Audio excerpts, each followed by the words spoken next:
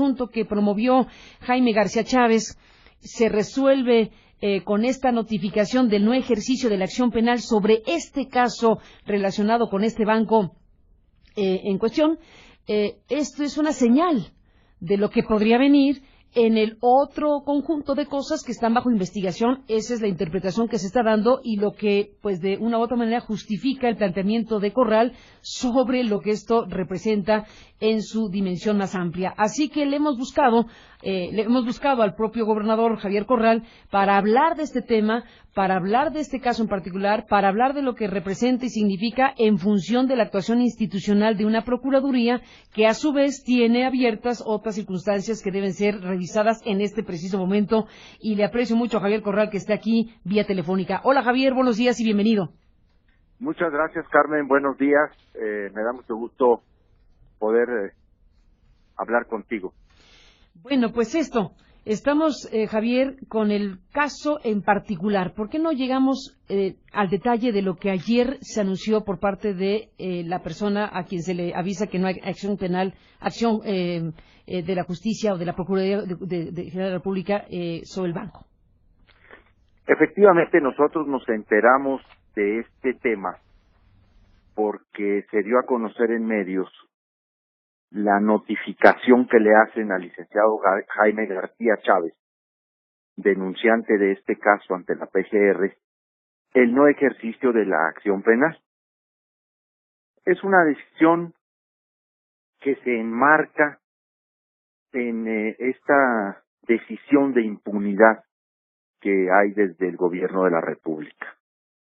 Y tenemos frente a nosotros ya el cinismo sin límites de un régimen sin escrúpulos que ya no va a reparar en formas para proteger a sus corruptos y perseguir a sus opositores. Es el final dramático del gobierno del presidente Enrique Peña Nieto, que hizo de la PGR un ariete de la impunidad. Inundado su gobierno de casos de corrupción, esta resolución se enmarca en ese contexto de impunidad para los personajes señalados del gobierno federal o relacionados con el gobierno federal o vinculados con su partido. La denuncia a la que le ha dado carpetazo la PGR, tú la recordarás, fue realmente el caso con el que se le lanzó a la fama de corrupto a César Duarte, porque a partir de este caso se abrió en el estado de Chihuahua y obviamente en el país el tema del enriquecimiento inexplicable del entonces gobernador de Chihuahua. Este fue el caso que lo lanzó a la fama de corrupto. ¿Por qué?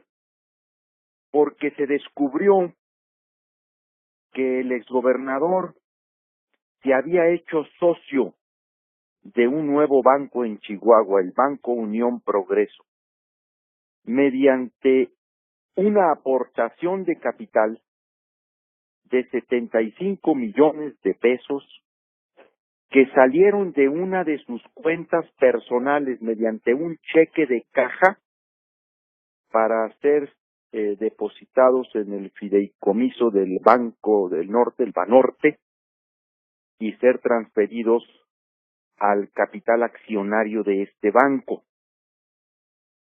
El caso estuvo muy bien planteado por García Chávez, una denuncia bien elaborada, con mucho material probatorio, incluido escrituras públicas, el propio contrato del banco, del que se hizo el denunciante de una manera importante. Todo eso fue aportado a las pruebas. ¿Cuáles fueron las reacciones de aquel momento? Todas, incluida aquella respuesta que también lo dio a conocer en su dimensión cínica, ¿no? Recordemos la respuesta que el exgobernador dio de este caso. Cuando una reportera de Televisa, que había mandado Denise Merker a entrevistar al exgobernador, le pone el contrato frente a sí y le dice, ¿esta es su firma o no es su firma? ¿Firmó usted o no este contrato? Y dice Duarte, pues sí, es mi firma, pero a lo macho le juro que no lo leí. ¿Cómo? Y luego, claro, esa es la respuesta que está ahí salió en cadena nacional. Ahí la puedes bajar del YouTube y de videos que yo tengo un largo artículo y tengo una intervención en el Senado sobre lo firmé pero no lo leí. Sí. Y luego agregó el gobernador, ¿sabe usted cuántos papeles firmo al día? ¿Cuántas cosas me pasan por mi escritorio? Entonces, pues sí es mi firma, pero yo no lo leí. El gobernador dijo que no había leído el contrato de transferencia de una de sus cuentas personales de 75 millones de pesos para engrosar el activo accionario de ese banco. Ahí empieza la historia que ayer cerró pretendidamente la PGR. Es un escándalo, Carmen. Están haciendo ya cosas verdaderamente de escándalo. Ya no hay límite. Estamos en un momento aciago. La PGR como ariete de la impunidad. Y nosotros, pues que tenemos en medio un proceso de extradición, en donde estamos esperando que la PGR cumpla lo que el secretario de Gobernación firmó en un papel hace más de un mes, y en donde nos habían ofrecido que no solo se aceleraría el proceso, sino que iban a darle certidumbre jurídica al proceso de extradición. Ni siquiera sabemos qué casos han presentado. Con eso te digo todo. Bueno, está el tema de si son 6 u 8. A ver, en primer lugar no sabemos cuántos. Pues para empezar. ¿Cuáles? Bueno, a ver, Jesús Esquivel esta mañana, perdón que te interrumpa, gobernador, pero estamos en eso también. Jesús Esquivel nos confirma esta mañana que la propia embajada le ha ratificado que se trata de 6 presentadas y no de 8 como la PGR puso en su cuenta de Twitter oficial y que mantuvo fijo ese tweet, pues no sé cuánto tiempo, varias horas o 2 días. Entonces, 6 u 8. A ver, están mintiendo, están engañando, porque hay un proceso de simulación. O sea, desde el momento en que a nosotros no nos cumplen ese papel de coadyuvantes que quedó así escrito en el papel, la Fiscalía General del Estado actuará como coadyuvante en el proceso de extradición de César Duarte, pues de ese momento ya tenemos nosotros todas las desconfianzas y obviamente todas las sospechas de que se estén formulando indebidamente esas solicitudes de extradición. Quiero recordar aquí que en este proceso el responsable no solamente es el Procurador General de la República. Aquí también responsable es el Secretario de Relaciones Exteriores, Luis Videgaray Caso, que es un nombre que no ha salido en todo este tema, pero que ya es importante empezar a recuperarlo. ¿Cuál está siendo la actuación del Secretario de Relaciones Exteriores en todo este proceso de extradición de César Duarte? Porque al final del día, la PGR entrega a Relaciones Exteriores. Relaciones Exteriores tiene que revisar y juramentar esas peticiones de extradición, las tiene que entregar debidamente al Departamento de Estado de los Estados Unidos, y el Departamento de los Estados Unidos tiene que entregárselas al Departamento de Justicia para iniciar el proceso con un juez federal en los Estados Unidos, que es el que tendrá que determinar la detención inmediata con base en los documentos y en los elementos probatorios y en la formulación. Todo este proceso, que es tan importante para el tema de la justicia que Chihuahua reclama está al margen de nosotros. No tenemos los detalles. Hay toda una operación, Carmen, hay toda una operación para tratar de inhibir, diría yo, de inhabilitar al Estado de Chihuahua en el combate a la corrupción política que iniciamos desde el primer día de nuestro gobierno. ¿Por qué digo que hay una operación? Porque por todos los flancos nos están pegando, nos están tratando de pegar. Obviamente, pues, sigue la campaña mentirosa, ¿no? Los embustes a través de los medios afines al gobierno. Pero no solo eso, hay acciones dentro del propio Poder Judicial Federal que están en concierto con la propia Procuraduría General de la República. Hace creo que 3 semanas, un poco más, platiqué contigo. Hice aseveraciones de que la Procuraduría General de la República estaba actuando en connivencia con la defensa de Alejandro Gutiérrez Gutiérrez. No han dicho esta boca es mía. No han dicho el gobernador de Chihuahua miente. No es cierto que nos pusimos de acuerdo para tratar de arrebatarles el caso de Alejandro Gutiérrez con un juez a modo que pusieron que quiere reclamar la competencia del caso, ¿sí? Porque dice que la federación es la afectada y no el pueblo de Chihuahua. A ver, Y que además tiene residencia en la Ciudad de México, o sea a que ver. ni siquiera por territorio le tocaría. Aquí déjame detener, gobernador.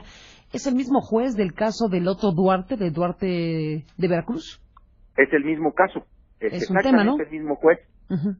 es el mismo juez. ¿Y qué ha pasado con ese caso? Pues todos lo sabemos, desde cómo se inició ese asunto, pues lo han ido descargando al otro Duarte. Lo que ayer le trató de hacer o le está tratando de hacer la PGR, pero ya desde la misma averiguación a César Duarte. ¿De qué le están tratando de descargar? Pues de delitos graves en materia federal. ¿Para qué? Pues para que esa investigación no tenga que ser sumada a toda la solicitud de extradición de César Duarte, porque no tenían otra. Tenían que resolverlo porque iba a ser todavía más vergonzoso que nos trajéramos nosotros a Duarte por la acción de la Fiscalía General del Estado de Chihuahua y los jueces de control de nuestro estado, y que ellos mantuvieran abierta esa investigación desde hace 4 años, en donde se dedicaron, te voy a decir a qué se dedicaron, a cuadrarle los números a Duarte. Vergonzoso cuando nosotros abordábamos a este señor, al titular de la unidad, porque yo fui a ver pues ahora sí que a los 4 procuradores, fíjate nomás, 4 procuradores pasaron en la PGR, desde el licenciado Murillo hasta ahora Elías Beltrán, y todo para cerrar la investigación, porque esta investigación empezó desde que estaba el licenciado Murillo Caram, y luego siguió Areli, y luego siguió Cervantes, y luego Elías, ¿no? Entonces, hace 4 años se puso esta denuncia por el licenciado García Chávez, y fuimos a muchas reuniones. Yo provoqué muchas reuniones siendo senador de la República, incluso a mí me tocó increpar a Duarte ahí en el Senado de la República con este caso, yo creo que tú recuerdas, cuando yo cuestioné la presencia de él ahí, estando sujeto a una investigación tan delicada. ¿Y qué nos decían cuando les decíamos, bueno, ¿y por qué no investigan lo que en la denuncia está presentada? Bueno, no es que estamos viendo que sus ingresos sí le dan, ¿no? Y que su patrimonio sí es, y que tiene recibos de venta de vacas, porque le andaban juntando los recibos de venta de vacas para que diera un patrimonio con lo cual soportar que él podía sacar 75 millones de pesos. A ver, una cosa verdaderamente de escándalo. Y eso fue lo que se dedicaron. Ahora, ¿por qué se la echan? Y sobre todo en este momento, ¿por qué tienen que salir a públicamente? Pues son varias las hipótesis que tenemos. Una, por supuesto, es, pues le están mandando un mensaje a Duarte, ¿no? sea, le están diciendo, a ver, nosotros no te perseguimos, nosotros no estamos en contra tuya, no tenemos nada que ver, nosotros no somos, ¿no? Es el estado de Chihuahua. Porque debe ser muy fuerte, pero debe ser muy fuerte el compromiso de Peña con Duarte y de Duarte con Peña para echarse lo que se echaron ayer. O sea, deben tener un compromiso, porque mira lo que pasó con Duarte y Borges, el de Veracruz me refiero, ¿no? Acá el asunto debe ser mucho más peliagudo entre ellos. ¿Por qué, Javier Corral? A ver, ¿por qué César Duarte, en comparación, ya que lo pones en esos términos, con Borges o con Javier Duarte de Ochoa, el de Veracruz, tendría que ser distinto a los otros gobernadores que, sea lo que sea, están en procesos judiciales y en la cárcel? Porque nosotros no hemos negociado con la Federación los límites de nuestras investigaciones ni los alcances de nuestras investigaciones. Y jamás lo vamos a hacer. Es un compromiso que yo hice con el pueblo de Chihuahua. Todos los demás estados encapsularon los asuntos en lo local. Fueron corruptos y pillos para enriquecerse personalmente y se acabó. Ándale. ¿Y quién les va a creer eso? Nosotros hemos investigado redes de corrupción política que no solo sirvieron para el enriquecimiento personal de esa voracidad insaciable con la que adquirieron bienes. Oye, le acabamos de asegurar un rancho a César Duarte, Carmen, de 30,000 hectáreas. ¿Sabes cuántos son 30,000 hectáreas ilustrativamente en términos de superficie territorial? ¿Cuánto? Toda la ciudad de Chihuahua. Toda la ciudad de Chihuahua. Un solo rancho. Un solo rancho de los 17 que le tenemos asegurado. Y ayer los señores de la PGR lo exoneran de operaciones con recursos de procedencia ilícita. Híjole, dice uno, pero ahora sí que ¿en dónde, no? Entonces, regresándome a tu pregunta, que es muy importante, muy interesante, ¿por qué? ¿Por qué el trato distinto al Duarte de Veracruz del Duarte de Chihuahua? ¿Por qué los tiempos diferentes? Vamos a cumplir este abril 1 año en que entregamos la primera orden de aprehensión contra César Duarte a la PGR. 1 año. 1 año, la primera. Y no podemos todavía terminar de pedir la extradición de Duarte, pues es clarísima la provocación. ¿Y ya van 11 órdenes de aprehensión? 11 locales y una federal. ¿10 locales y una federal? No. 11 locales y una federal, la de la FEPADE. Eran 10 locales, hace unas semanas presentamos otra, ya. Esta semana estamos por presentar otras 2.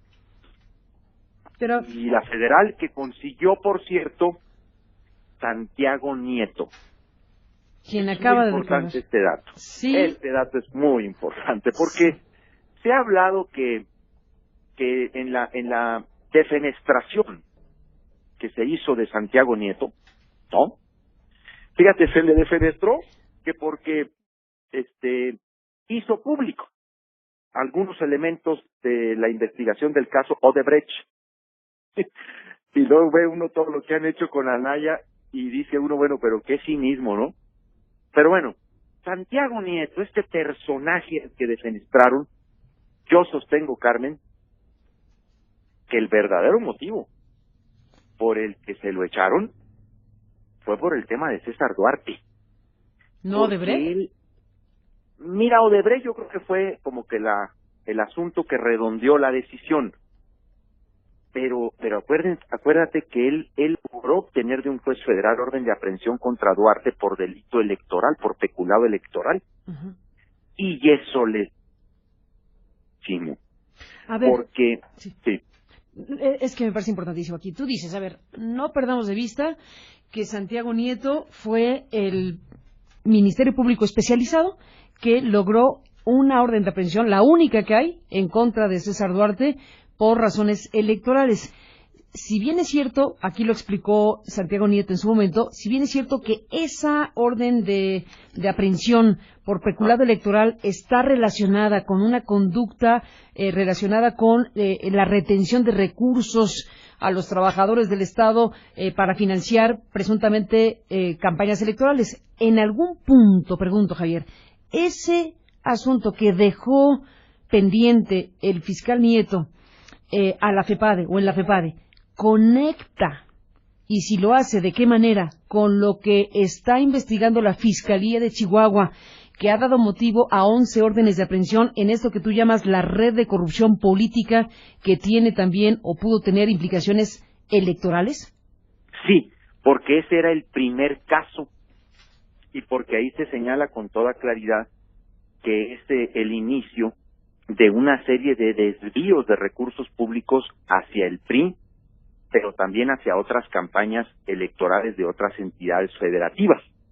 Y porque al final de cuentas, en el propio desahogo de la investigación, se da cuenta el propio fiscal que tiene otras ramificaciones, que no solamente era a través del sistema de cuota o de descuento en el cheque a servidores públicos, sino que luego también hay señalamientos de asignaciones directas del gobierno de Chihuahua al PRI estatal, que nosotros ya también hemos presentado, obviamente ya mucho tiempo después, en una nueva carpeta de investigación ya también judicializada, porque eran distintas las formas de sacar el dinero para el PRI en el estado de Chihuahua. Entonces, claro que tenía toda una repercusión. Era el inicio de una serie de investigaciones en materia de peculado electoral.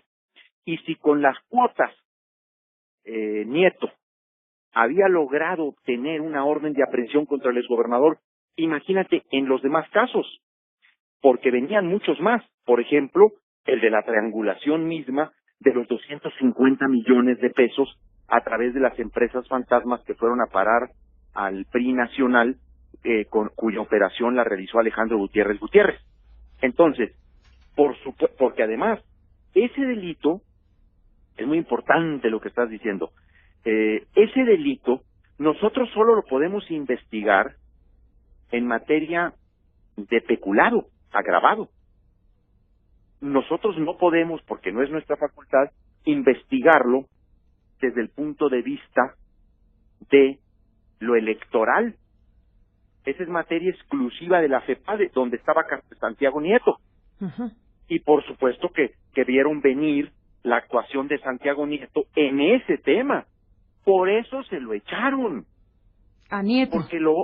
A Nieto. No tanto por el caso de Brecht, o también no por el caso de Brecht, por eso. Pero tú crees que más por el caso Chihuahua, porque se enfilaba a jalar la hebra del tema en el asunto de campañas y financiamiento de campañas. Claro, o sea, ¿nacionales? Lo vieron actuar ¿campañas nacionales o campañas en Chihuahua? Campañas en Chihuahua, en otros estados y campañas nacionales. O sea, de ese alcance. De ese alcance. Por eso yo sostengo, habrá que escuchar, por supuesto, el punto de vista de Nieto, pero dentro de la valoración que yo he hecho de este tema, ese fue el elemento que me parece se hizo que se lo echaran de la manera en que lo hicieron, porque ya había dado una muestra muy comprobable de que le iba a entrar y que le entró. ¿Qué? Y tú ves, por supuesto, el contraste con la actuación actual de la Fiscalía. Sí, no me puedo no detener, Javier Corral, gobernador de Chihuahua, ahora que te estoy escuchando decir lo que estás diciendo, sin preguntarte, bueno, debo preguntarte lo que opinas de lo dicho por Santiago Nieto al Wall Street Journal. Oye, no es cualquier cosa. Mira, Santiago Nieto ha dicho varias cosas, aquí mismo ha estado y ha dicho cosas importantes, pero ya decidió dar un paso en términos de exposición pública. Decidió Santiago Nieto dar un paso para precisar cosas que muchos pudieron haber sospechado, intuido, y que él empieza a colocarlo de una manera más firme a través, en este caso, de The Wall Street Journal. En la entrevista que se publica en este importante periódico estadounidense, bueno, pues, ¿qué dijo? Que fue víctima de amenaza, de intento de soborno incluso, previo a la destitución de la Fiscalía Especializada para la Atención de Delitos Electorales, había solicitado información bancaria a las Islas Caimán, documentos a Brasil para integrar el expediente contra el exdirector de Pemex, Emilio Lozoya. Relató también al periódico que pues el oficial mayor de Gobernación lo buscó para ofrecerle dinero. En fin, cosas tan graves como que su propia vida privada, personal, se vio afectada, porque no tenemos el detalle, pero lo que haya sido, hubo información personal y privada que fue enviada a su esposa y que eso provocó que su matrimonio terminara. Al recibir la esposa de Santiago Nieto lo que haya sido en Telegram, pues eso provocó una ruptura. Es decir, ¿hasta dónde se está llegando con este tema y hasta dónde está la historia de Santiago Nieto y su salida de la FEPADE? Es que es un régimen ahogado en su propia corrupción, sin salida posible. Y van a hacer todo, lo inimaginable, ¿Van? para tratar de mantenerse, o por lo menos para tratar de sacarse o sacudirse los mayores casos o antecedentes o posibilidades de acción de la justicia. Este caso de Santiago Nieto, estas declaraciones, precisamente estaba leyendo esta mañana, te confirman que regresó el peor de los PRI. Cuando todo el mundo hablaba del nuevo PRI, en realidad regresaron peor que nunca. Yo creo que es el grupo político más corrupto y corruptor de los últimos 50 años en México. Ya pasé por Salinas y Díaz Ordaz. Cuando digo 50 años, ya pasé por Echeverría, López Portillo, y es un grupo político que no repara en la utilización. Gobernador, sí. Mide el alcance de tu declaración. Va de nuevo. Sí. Dices tú que el equipo político de Peña Nieto es más corrupto que cualquier otro régimen de los últimos 50 años. ¿Así lo dijiste? Eso dije. Bueno, pues sí, eso dije. Y te dije que ya pasé por López Portillo y Díaz Ordaz y Salinas, y regresaron con una fórmula de la operación más virulenta, ¿no? O te comprimen, o te reprimen, o te suprimen. Y ese es el tema. Ya están, ve lo que han hecho con Anaya. No hay rubor, no hay reparo, no hay nada, ¿no? O sea, abiertamente la utilización facciosa de una institución como la PGR para seguir a un opositor que ni siquiera está notificado. Exoneraron a Duarte ayer en medio de un proceso de extradición con más de 20 propiedades incautadas por el gobierno de Chihuahua. Eso fue lo que hicieron ayer. Y luego ve todo lo que están haciendo con relación a Anaya, ¿no? Entonces, es un momento de demolición del régimen. También eso hay que decirlo. Es la hora final. Pero hay que recordar, Carmen, que un régimen autoritario en caída, cada día, es capaz de peores cosas. ¿Qué viene según tú, Javier? Viene un gran cambio político. No sé realmente hacia qué lado se vaya a ir, lo digo sinceramente. No sé si realmente se confirme la preferencia electoral por Andrés Manuel o pueda realmente Anaya rebasar y ganar esa elección. No lo sé. Viene el fin de esta administración, eso sí lo creo. Pero bueno, eso ya es un hecho porque es legal. Mandé. Bueno, el fin de la administración porque se termina el plazo legal de su mandato. No, pero yo creo que del régimen sobre todo, ¿no? Estamos en un momento de fin de régimen, son los estertores de ese fin de régimen, hay una desesperación muy fuerte. En medio de todo esto tengo la sensación de que ellos prefieren que gane López Obrador a que ganara Anaya. Le tienen más tirria ahorita a Anaya, le tienen mucho más, vamos a decir, intolerancia a Anaya que a Andrés. ¿Quién lo diría? Pero así es. ¿Por qué? ¿Por qué ellos están incluso casi resignados a que sea mejor Andrés que Anaya? porque Anaya no puede olvidársele a la gente que a veces se deja envolver y engatusar de todas estas estrategias oficialistas.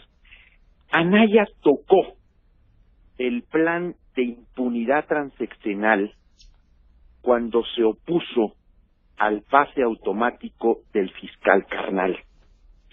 Ahí empezó la verdadera fobia personal al candidato del Frente hoy. Porque Anaya se echó para adelante, porque en sus cálculos y en su diagnóstico, Anaya comprendió perfectamente que el tema estructural de México es el tema de la corrupción política que nos ha detenido el desarrollo, que nos ha interrumpido el crecimiento, que le ha arrebatado a muchos jóvenes sus sueños. Ese fue el tema que detectó y se echó para adelante. Y tan echado para adelante está que lo que nunca íbamos a pensar sucedió. Anaya terminó con el PRIAN.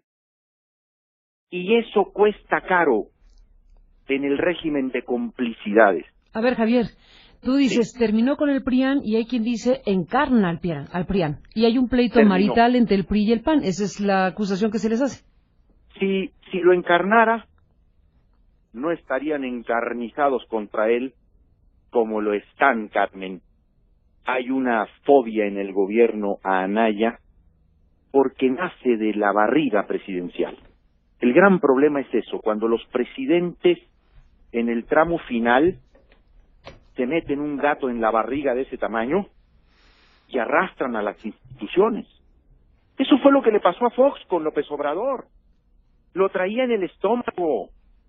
Y entonces con el estómago no se gobierna jamás, porque entonces son las fobias. ¿Y Peña gobierna con el estómago? ¿Mande? Peña gobierna con el estómago. Con un gato en la barriga, que se llama Ricardo Anaya. Y ese ha sido, que trae dos grandes errores, el presidente al final de su mandato. Dos grandes errores históricos. El dedazo por mí y el pretendido puñetazo contra Anaya. En estas circunstancias, yo sí creo que hoy el verdadero opositor se constituyó Anaya. ¿Y por qué? Porque le entró al tema que más les duele, al tema precisamente con el que López Obrador les manda guiños y les manda mensajitos de amor y paz y les manda cartitas de ternura, ¿no? No los voy a tocar, los voy a perdonar, vengo por la reconciliación, vengo por la inmunidad. A ver, todo el guiño de López Obrador es, conmigo no van a tener problemas, pero el otro empezó diciéndoles, conmigo sí van a tener problemas. Ahí está la diferencia, ahí está el problema. Y creo que ya prefieren a Andrés que a Ricardo Anaya.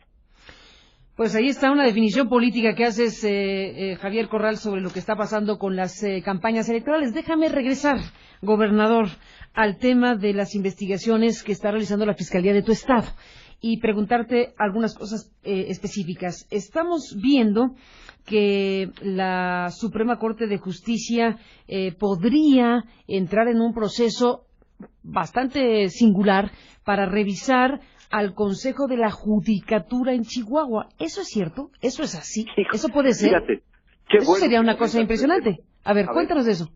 A ver, ese es otro de los temas que están pendientes y que yo sinceramente, Carmen, no puedo dejar de enmarcar en esta operación de la Federación contra nosotros. Quisiera creer, y en serio lo digo, quiero creer que la Corte actuará con absoluta responsabilidad y sin ser sujeta de consignas o de presiones políticas por parte del gobierno del presidente Peña Nieto.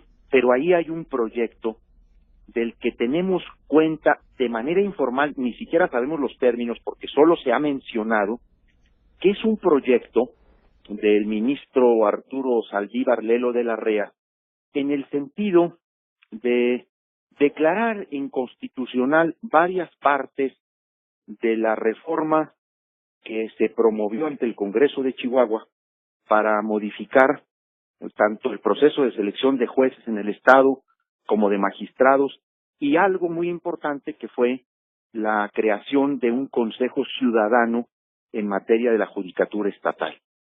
Este proyecto, nos advierten, viene contrario a nosotros. Me refiero a los intereses del Estado de Chihuahua, toda vez que fue una iniciativa del Poder Ejecutivo que aprobó el Congreso del Estado y que promulgué en mi carácter de gobernador para generar un conjunto de reformas al Poder Judicial que, por supuesto, nos han permitido tener una relación distinta de independencia, de autonomía, pero de efectiva impartición de justicia en Chihuahua. Se creó un Consejo de la Judicatura Estatal y este es el que ha venido desarrollando una tarea muy importante, pues de renovación de los procedimientos para elección de magistrados y de jueces, y también en términos de disciplina y de saneamiento del Poder Judicial del Estado de Chihuahua. Bueno, los advierten que el proyecto reinstala el Consejo de la Judicatura que había armado César Duarte 2 semanas antes de irse.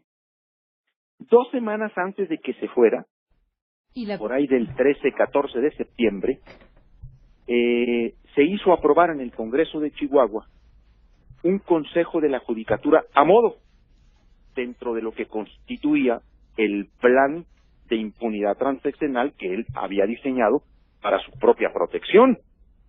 Bueno, pues simple y sencillamente, sin la reforma que nosotros provocamos en términos del Poder Judicial de Chihuahua, nada de lo que hemos platicado en términos de detenciones, de vinculaciones a proceso, de aseguramientos, de embargos, nada de eso hubiera sido posible de continuar aquello. Ahora nos dicen que está enlistado e incluso que se ha reenlistado en los primeros lugares estas controversias constitucionales que fueron presentadas para invocar nulidad de varias cuestiones que a los propios magistrados del Tribunal de Chihuahua no les gustó, incluido al presidente que fue depuesto, al anterior presidente del Poder Judicial del Estado que fue depuesto, que también presentó una controversia constitucional, y que en la resolución pues han ido más allá de las propias pretensiones incluso que los magistrados de Chihuahua pidieron al Poder Judicial de la Federación resolver. Estamos preocupados, sí, muy preocupados. ¿Por qué? Porque reinstalar ese Consejo de la Judicatura es desandar un camino muy importante que el Poder Judicial de Chihuahua ha venido realizando, ha venido caminando, y en donde ha habido una importante labor de transparencia, de autonomía. El Consejo de la Judicatura nombró hace meses a 9 magistrados interinos para ser ratificados por el Congreso de Chihuahua.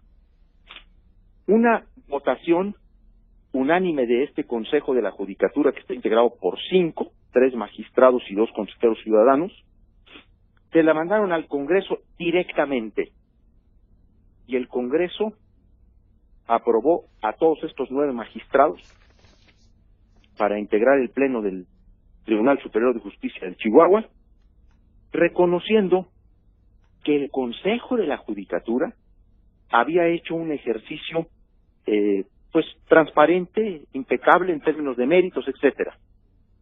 No intervino el gobernador del estado en modo alguno, para nada. ¿Y qué ha surgido? Pues claro que un nuevo Poder Judicial, y claro que magistrados que están atendiendo causas fundamentales. Bueno, todo esto es lo que está en vilo. Me parece que pues hay una fuerte preocupación en los magistrados del Poder Judicial de Chihuahua, por supuesto, incluso en algunos de los que presentaron una controversia, porque hubo una parte de los magistrados del Poder Judicial de Chihuahua que no estuvieron de acuerdo con nuestra reforma y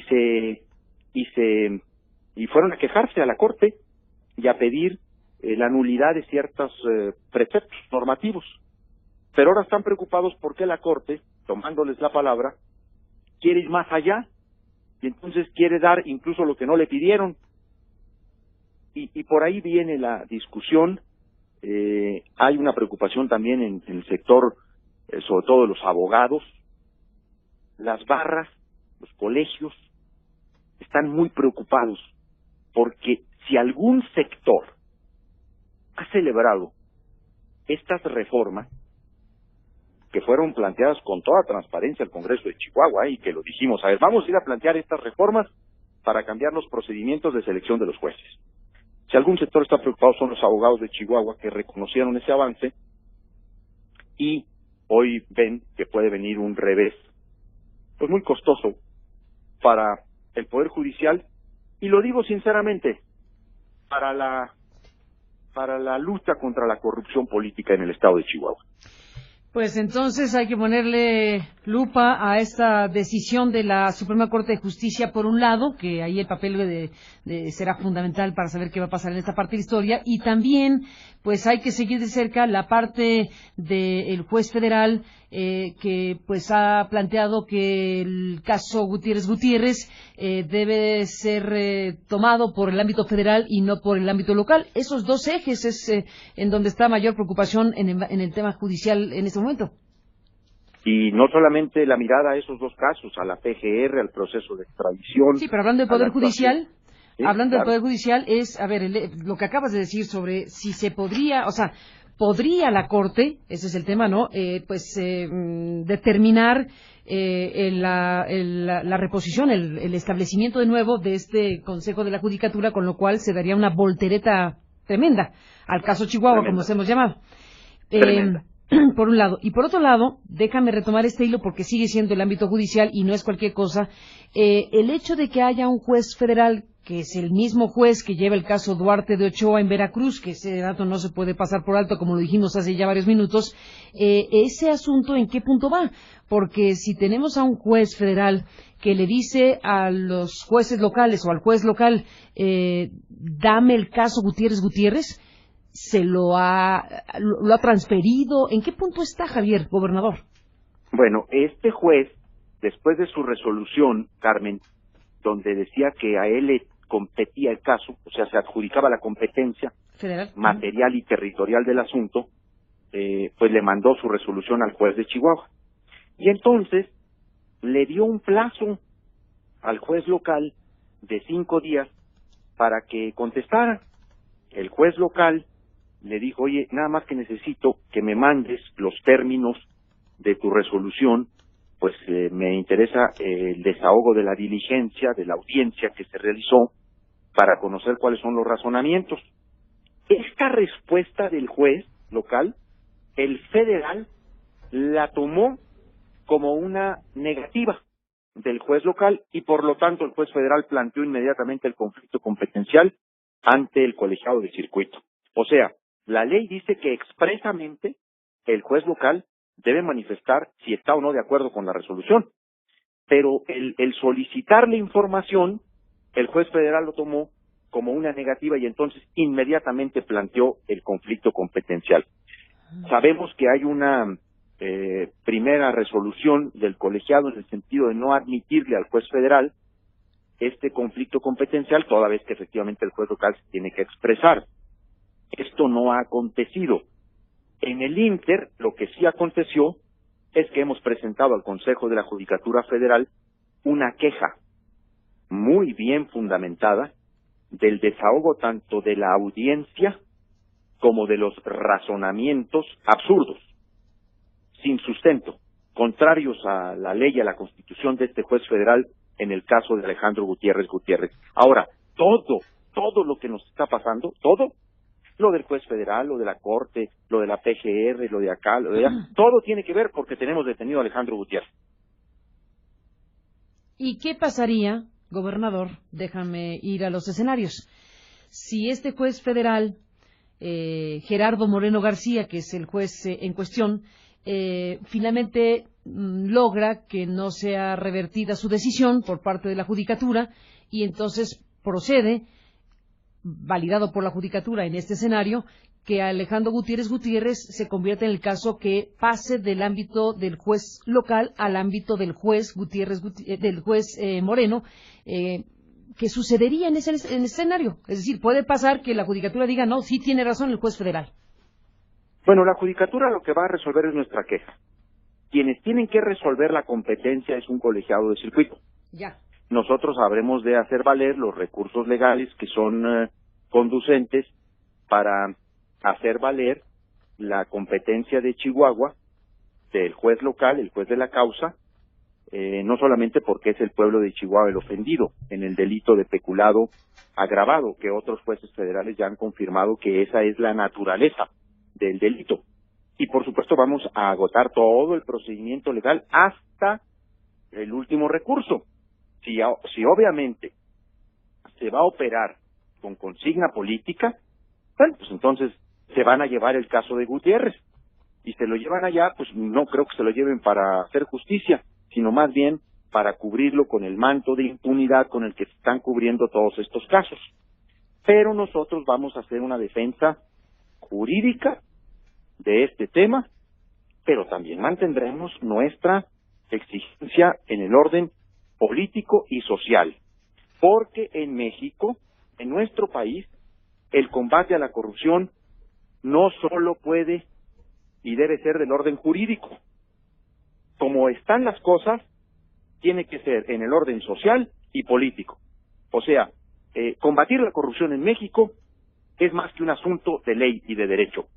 Tiene que ser un asunto también de opinión pública y tiene que ser también un asunto de convocatoria social y tiene que ser una operación política, porque si no, pues no hay manera de entrarle. Ese es el estado de la cuestión.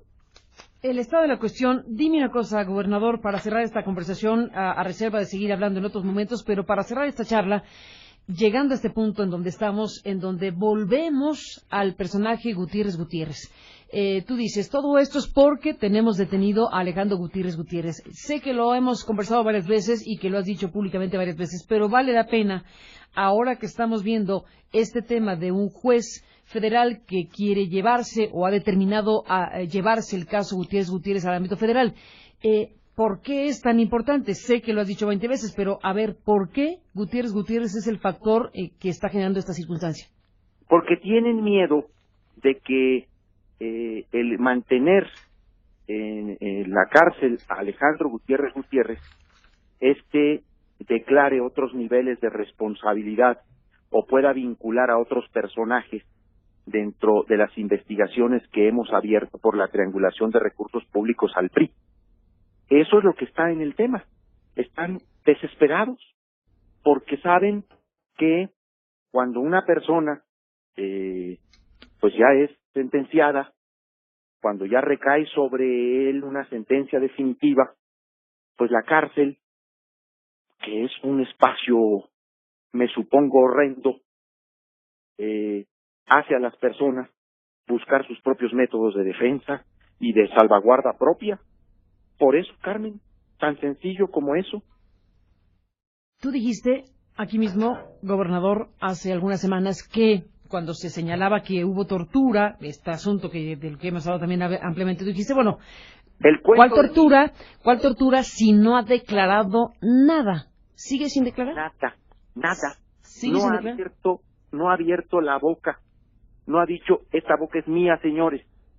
Ni siquiera cuando uno de los testigos ofreció delante de él el testimonio de que había amenazado de muerte a otro. Ni siquiera para decir, no es cierto. Él no ha declarado nada, ni en la audiencia preparatoria, ni en la audiencia de vinculación a proceso.